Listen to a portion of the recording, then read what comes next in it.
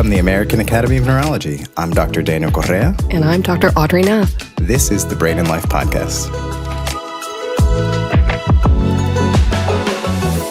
Welcome back to the Brain and Life Podcast by the American Academy of Neurology.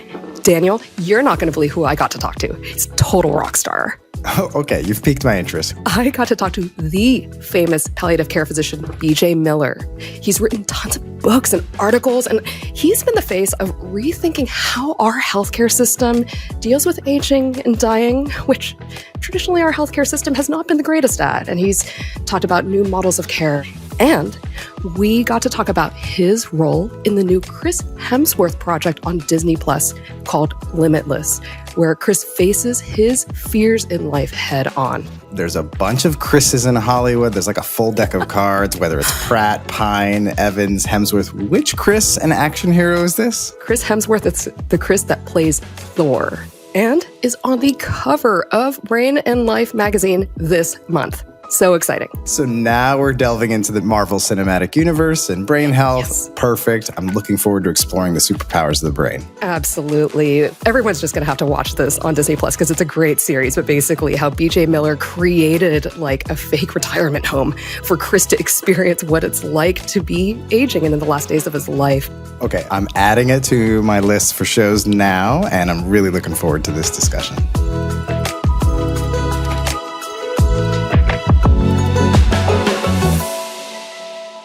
Today, we are joined by BJ Miller, palliative care physician, who has taught all of us so much by sharing his own story of loss and hope with the public. In brief, he wasn't initially all that interested in medicine, based on what he has said before, that experienced a life-altering accident at the age of 19 that resulted in losing 2 of his legs and an arm while fighting for his life. And in the long, grueling days and weeks of rehabilitation, he had a chance to do a lot of thinking about life. And then he went into medicine and became drawn to palliative care to help people with the suffering that is part of life. It would take me far too long to go through everything that BJ Miller has accomplished in his career. He was co-author of A Beginner's Guide to the End, Practical Advice for Living Life and Facing Death. He's spoken about his experience to many, many media outlets and is founder of Mettle Health, which helps with practical, emotional, and existential issues with patients, which he's coined as praxistential care. He's here because BJ was a part of this awesome Disney Plus series, Limitless, with Chris Hemsworth. I highly recommend this series. It's directed by Darren Aronofsky with really cool imagery to show physiological processes like chronic stress and how memory works. And in this series, Chris explores facing his fears head on. And in the last chapter, with the help of BJ Miller, he explores confronting aging and death and the incredible peace and clarity that he gained from this experience. Welcome to the podcast, BJ Miller.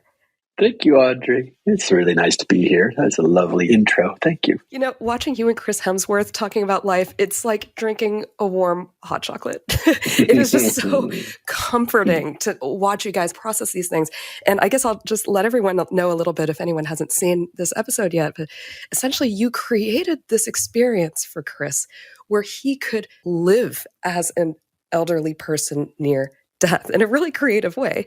So you created, I guess I shouldn't give too much away, but you created this older folks' home where he could stay and had him wear a suit that made it hard to walk around to try to mimic the aging process. How did you come up with all this stuff? I wish it were all up to me. The truth is, it was a big, creative, collaborative project. I mean, there were 3 or 4 production crews involved, and Tom Barber-Might, who was the director of that actual episode, a really lovely person, really sensitive. And so together we talked out a lot of the issues that we wanted to make sure to bring into the fold and talked about how to honestly simulate some of this stuff so that Chris is having an honest experience. Because otherwise it's just sort of an intellectual exercise or pontificating about what aging must be like, especially when you're 38-year-old hunk like Chris, like, how that Yes, would I have am been a not that functional little. of a person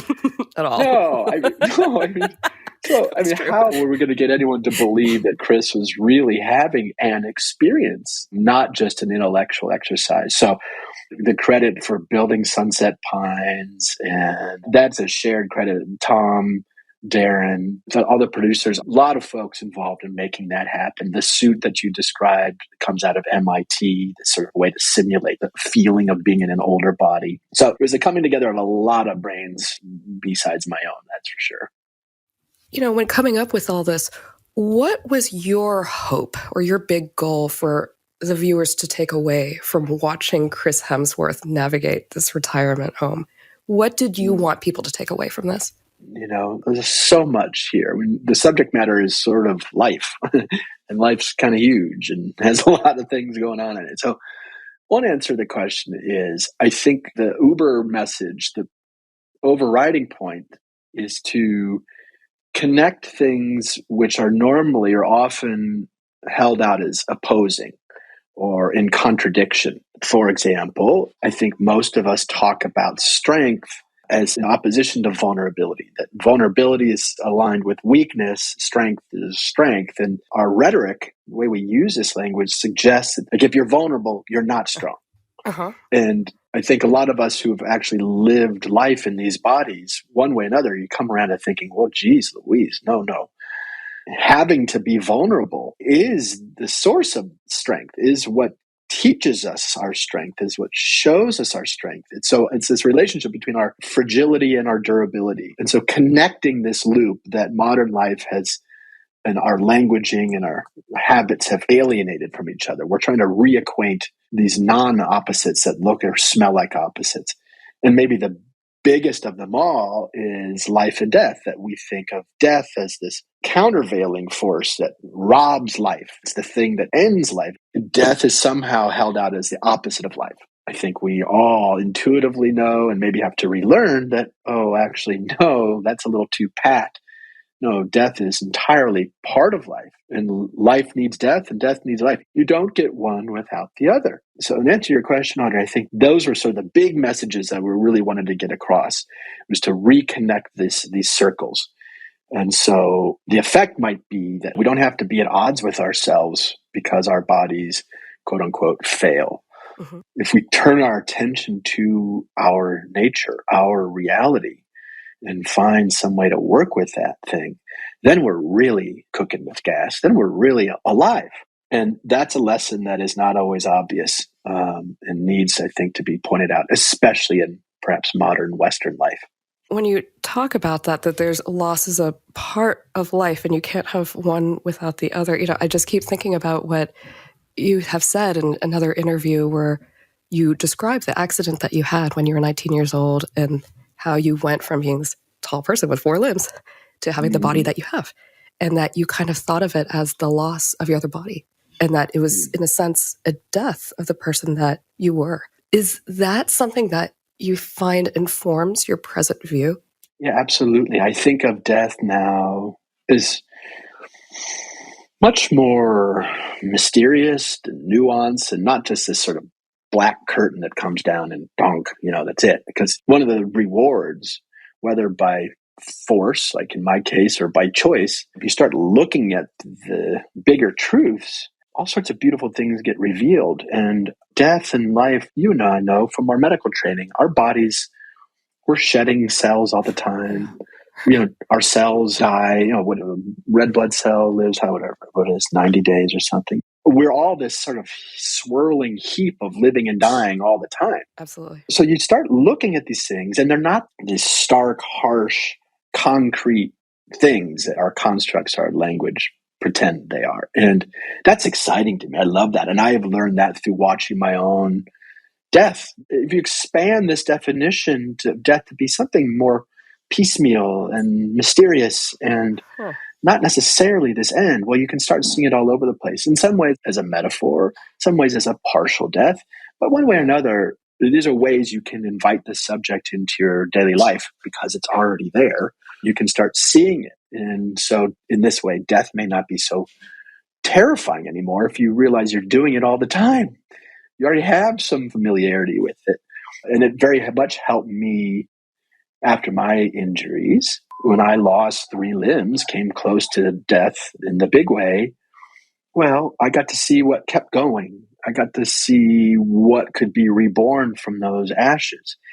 And it took me a while, but you may have your own experience with this where you're comparing and contrasting yourself with your old self or your old body or other people.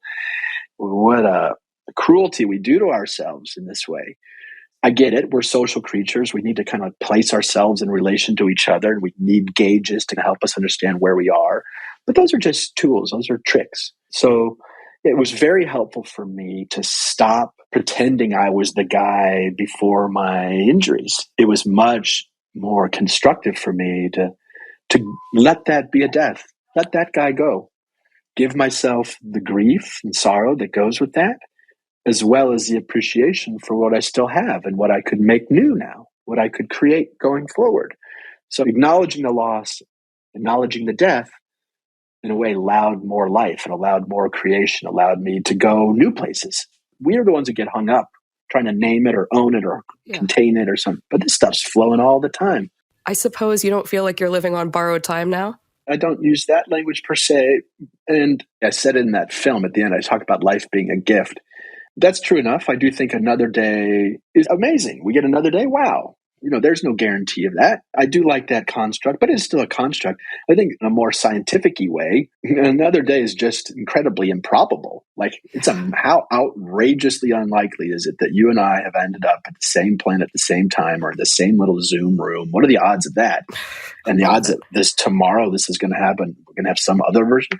That's the way I like to, just sort of in awe that we get more time. So you could call that a gift, you could call that just incredibly improbable or whatever it is. But I just think it's amazing. I just think it's an amazing fact, and it allows me to really appreciate what I have while I have it. As a palliative care physician, do you work with people who are experiencing grief and loss and confusion with genetic testing results specifically? I'm just curious if that's something that comes up with your work. It has come up. Not frequently, but it has come up. Especially in you mentioned Mettle Health, our new practice that we started a couple years ago, and we can talk about it in any detail you'd like, but very much on purpose, we pulled the practice outside of healthcare, outside of the medical model, to free us up to go different places, to make it easier for people to reach us, including family members and caregivers. And by recontextualizing palliative care outside of this medical model, it has meant that a lot of people come to us with all sorts of sort of existential crises, little deaths of other kinds, deaths of identities, job change or relationship change. And within that purview, sometimes it's a genetic counseling moment. So the answer to your question is yes. It's not a big one, but it's something that I love in our new practice, is that we see folks who are suffering from all sorts of different angles, not simply a presence of a disease or whatever else. When you say not a traditional medical model, so I guess you're not in a clinic in a 5-story building somewhere with an elevator and the front desk. What do you mean by not the traditional medical model? We are a telehealth business. Okay. We are online. More importantly to me anyway, is that we dropped I am a physician, but in Mettle Health, if you were our client, and I would call you a client, not patient, if you were our client, Audrey, I would not become your doctor per se. I'm not prescribing you medications. I'm not diagnosing anything. I may coach you how to use your doctors more prudently, how to use healthcare to keep it in its place and not get too caught up in it. Because I think you and I both know healthcare, for all its wonder and amazement, can also become a source of heartache and suffering itself. Yeah. For us as providers as well as us as patients. So we're trying to free ourselves of some of the structural challenges that happen in healthcare. We are a social model of care. We are not a medical model of care. We are using our clinical expertise from the periphery to guide people through healthcare, but we're trying to open up space to depathologize these things. And nothing has to be wrong. There's nothing pathological about you for coming to see us. So we're trying to free ourselves of all those structural impediments to good care, all the structural things that limit it to a 15-minute encounter or force me to diagnose you before I treat you, or it doesn't allow for your family members to come see me because we can't bill, et cetera.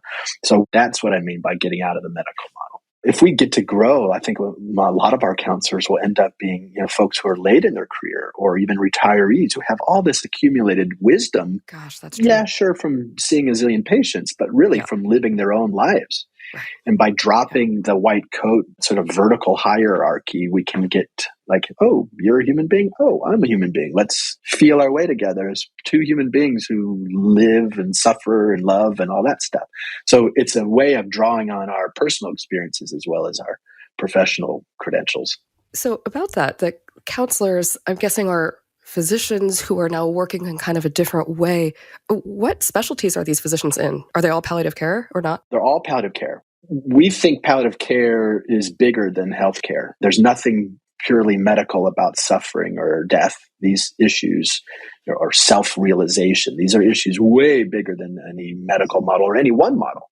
We still wholly feel part and parcel of the palliative care world, but we're trying to make the case that this is a philosophy more than a clinical discipline. So we want to see how far we can take this philosophy. So at this point, all of our counselors are palliative care clinicians. Maybe we'll expand that, but at this point, we still feel very much part of the palliative care family in this way. What did you learn from your patients as they were passing on?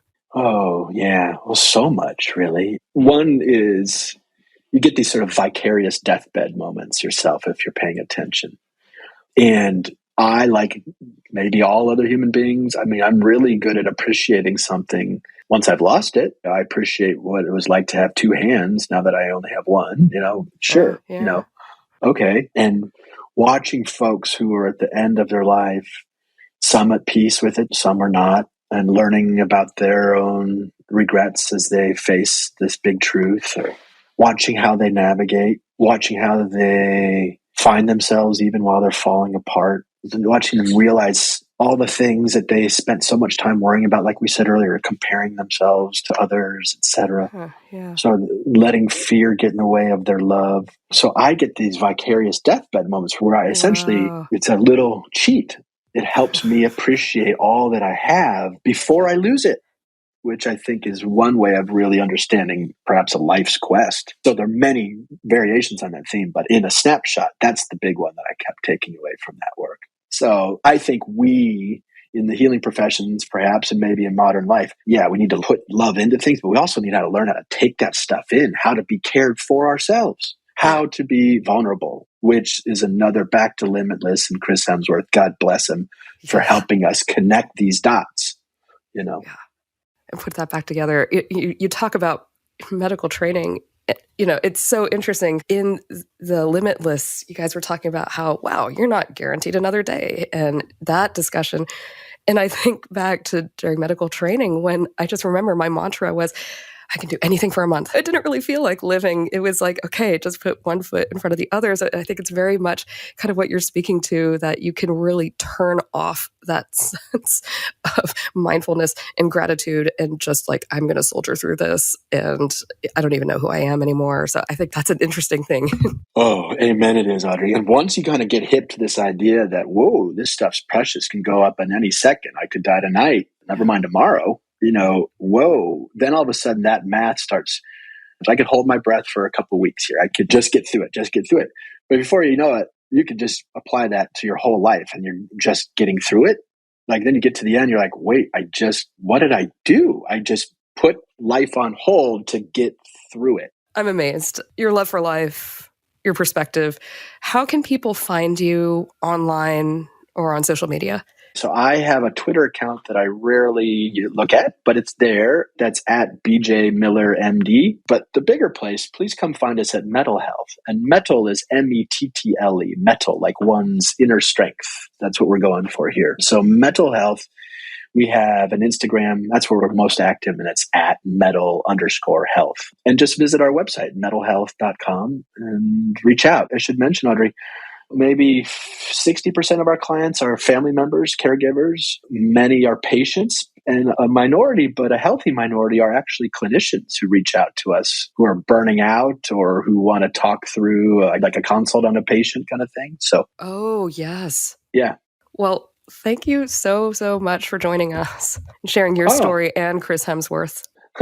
it's such a pleasure, Audrey. I such enjoyed talking to you. Thank you for this conversation. These conversations used to be very rare, and they're less and less rare. And that's really good news, I think, for all of us. We can stop pretending that we don't die. We can stop pretending that we aren't vulnerable. And maybe you can be a little bit more okay with ourselves as we are.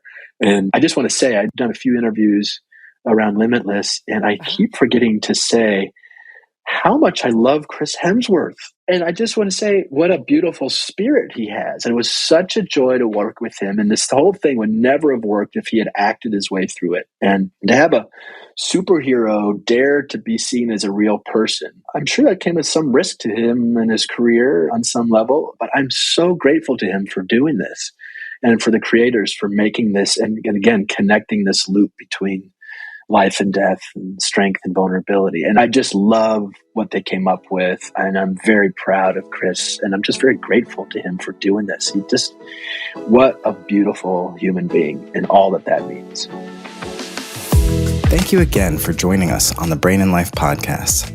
Follow and subscribe to this podcast so that you don't miss our weekly episodes. You can also sign up to receive the Brain and Life magazine for free at brainandlife.org. Also, for each episode, you can find out how to connect with us and our guests, along with great resources in our show notes. You can also reach out by email at blpodcast@brainandlife.org, and you can call in anytime and record a question at 612-928-6206. You can also follow the Brain and Life magazine, Audrey, and me on any of your preferred social media channels. A special thanks to the Brain and Life team, including Andrea Weiss, Executive Editor for Education and News Publications, Nicole Lucier, Public Engagement Program Manager, Rachel Coleman, our Public Engagement Coordinator, Twin City Sound, our audio editing partner. We are your hosts. Daniel Correa, I'm joining you from New York City and online at NeuroDr. Correa. And Audrey Nath, beaming in from Texas and on Twitter at Audrey Nath, MD, PhD. Thank you to our community members that trust us with their health and everyone with neurologic conditions. We hope together we can take steps to better brain health and each thrive with our own abilities every day. Follow and subscribe wherever you get podcasts. We really appreciate it if you could give us 5 stars and leave a review. This helps others find the Brain and Life podcast. Thanks again. See you next week.